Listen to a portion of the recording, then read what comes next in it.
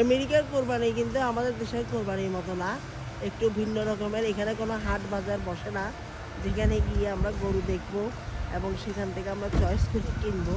এখানে হচ্ছে ফার্মের মধ্যে সব কিছু থাকে, গরু, ছাগল, ভেড়া, দুম্বা।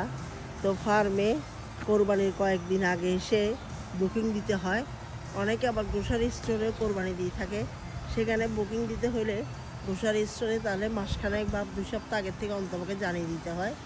এখানেও সেম, যে পশু কোরবানি দিতে চাইলে এখানে আসতে হবে গরুর ফার্মে। সেখানে গরু, ছাগল, ভেড়া, দুম্বা 3-4 ধরনের জিনিস পাওয়া যায়, জন্তু পাওয়া যায়। তো এখানে এসে গরু নির্বাচন করতে হবে। একটা গরু তো আর একজনে দিবে না, অনেকে দেয়, অনেক ফ্যামিলি, কিন্তু অনেকে আবার ভাগ করে দেয়। ধরেন একটা গরু নিয়ে তো 7 ভাগ হয়, অনেকে আবার 7 ভাগে 7 জন মিলে দেয়, অনেকে 5 জন মিলে দেয়, 4 জন মিলে দেয়, অনেকে পুরা গরু দেয় কিনা আমার অবশ্য জানা নাই, অনেকে দিতেও পারে। কারণ এখানে গরুগুলা যথেষ্ট দামি হয়, আপনারা যারা আমেরিকা থাকে তারা সবাই জানে।